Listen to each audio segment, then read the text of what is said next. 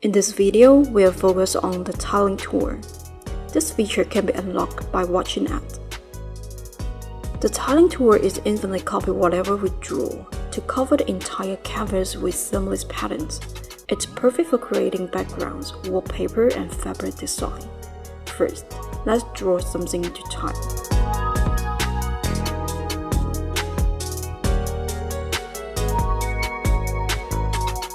Now we've done the painting. Tap Tiling tool. Here we have 3 ways to design.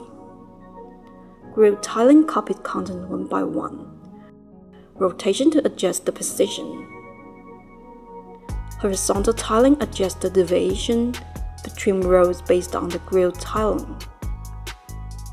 And vertical tiling adjusts the spacing and offsets between columns at the same way.